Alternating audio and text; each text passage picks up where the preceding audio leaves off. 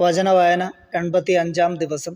പ്രായശ്ചിത്ത ബലി. അതിവിശുദ്ധമായ പ്രായശ്ചിത്ത ബലിക്കുള്ള നിയമമാണിത്. ദഹനബലിക്കുള്ള മൃഗത്തെ കൊല്ലുന്ന സ്ഥലത്ത് വെച്ച് തന്നെ പ്രായശ്ചിത്ത ബലിക്കുള്ള മൃഗത്തെയും കൊല്ലണം. അതിൻ്റെ രക്തം ബലിപീഠത്തിന് ചുറ്റും തളിക്കണം. അതിൻ്റെ മേധസ് മുഴുവനും ആന്തരിക അവയവങ്ങളെ പൊതിഞ്ഞിരിക്കുന്നതും അരക്കെട്ടിനോട് ചേർന്നുള്ള വൃക്കകളിലുള്ളതും ഇരുവൃക്കകളും കൊഴുത്ത വാലും കരളിന്മേലുള്ള നെയ്വലയും എടുക്കണം. പുരോഹിതൻ അവ കർത്താവിനായി ബലിപീഠത്തിൽ വെച്ച് ദഹിപ്പിക്കണം. ഇത് പ്രായശ്ചിത്ത ബലിയാണ്.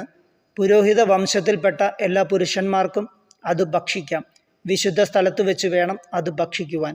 അത് അതിവിശുദ്ധമാണ്. പ്രായശ്ചിത്ത ബലി പാപപരിഹാര ബലി പോലെ തന്നെയാണ്. അവയുടെ നിയമവും ഒന്ന് തന്നെ. ബലിവസ്തു പാപപരിഹാര കർമ്മം ചെയ്യുന്ന പുരോഹിതനുള്ളതാണ്. ആർക്കെങ്കിലും വേണ്ടി ദഹനബലിയായി അർപ്പിക്കപ്പെടുന്ന മൃഗത്തിൻ്റെ തുകൽ ബലിയർപ്പിക്കുന്ന പുരോഹിതന് ഉള്ളതാണ്. അടുപ്പിലോ ഉരുളിയിലോ വറചട്ടിയിലോ പാകപ്പെടുത്തിയ ധാന്യബലി വസ്തുക്കളെല്ലാം ബലിയർപ്പിക്കുന്ന പുരോഹിതനുള്ളതാണ്. എണ്ണ ചേർത്തതും ചേർക്കാത്തതുമായ എല്ലാ ധാന്യബലി വസ്തുക്കളും അഹ്റോൻ്റെ പുത്രന്മാർക്കെല്ലാവർക്കും ഒന്നുപോലെ അവകാശപ്പെട്ടതാണ്. സമാധാന ബലി. കർത്താവിന് സമർപ്പിക്കുന്ന സമാധാന ബലിയുടെ നിയമം ഇതാണ്.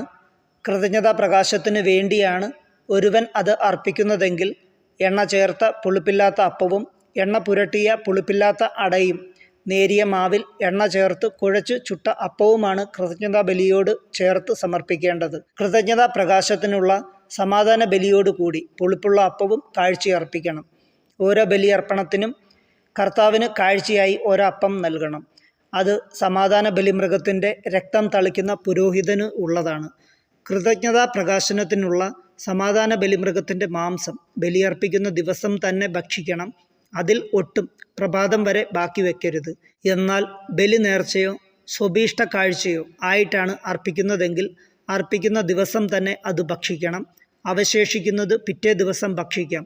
ബലിമൃഗത്തിൻ്റെ മാംസം 3-ാം ദിവസവും അവശേഷിക്കുന്നുവെങ്കിൽ അത് അഗ്നിയിൽ ദഹിപ്പിക്കണം. സമാധാന ബലിയുടെ മാംസം 3-ാം ദിവസം ഭക്ഷിക്കുകയാണെങ്കിൽ ബലി സ്വീകരിക്കപ്പെടുകയില്ല. സമർപ്പകന് അതിൻ്റെ ഫലം ലഭിക്കുകയുമില്ല. അത് അശുദ്ധമായിരിക്കും.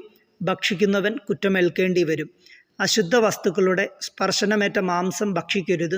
അത് തീയിൽ ദഹിപ്പിച്ചു കളയണം. ശുദ്ധിയുള്ള എല്ലാവർക്കും മാംസം ഭക്ഷിക്കാം.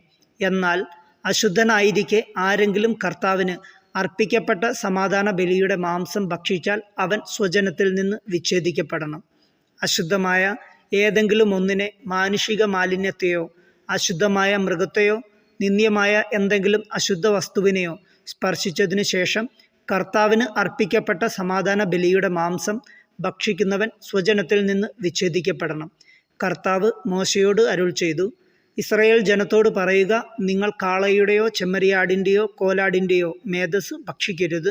ചത്തതോ വന്യമൃഗങ്ങൾ കൊന്നതോ ആയ മൃഗത്തിൻ്റെ മേധസ് ഒരു കാരണവശാലും ഭക്ഷിക്കരുത്. അത് മറ്റാവശ്യങ്ങൾക്ക് ഉപയോഗിക്കാം.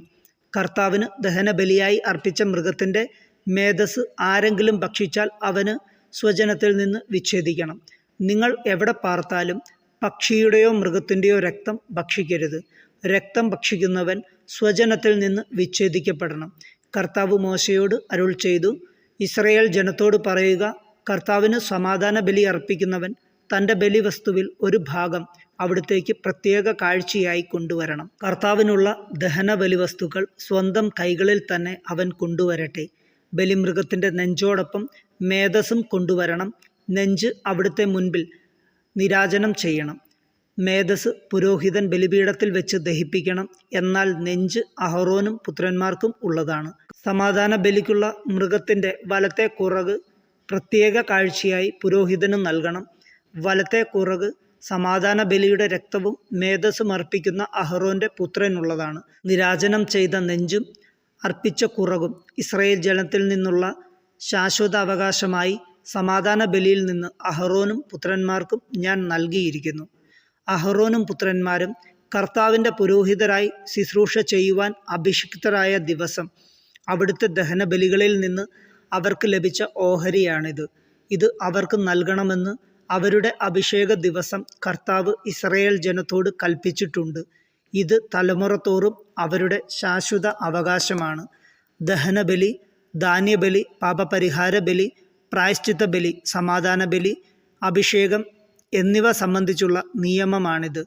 സീനായി മരുഭൂമിയിൽ വെച്ച് തനിക്ക് ബലികൾ അർപ്പിക്കണമെന്ന് ഇസ്രയേൽക്കാരോട് കൽപ്പിച്ച നാളിലാണ് സീനായി മലയിൽ വെച്ച് കർത്താവ് മോശയോട് ഇങ്ങനെ ആജ്ഞാപിച്ചത്.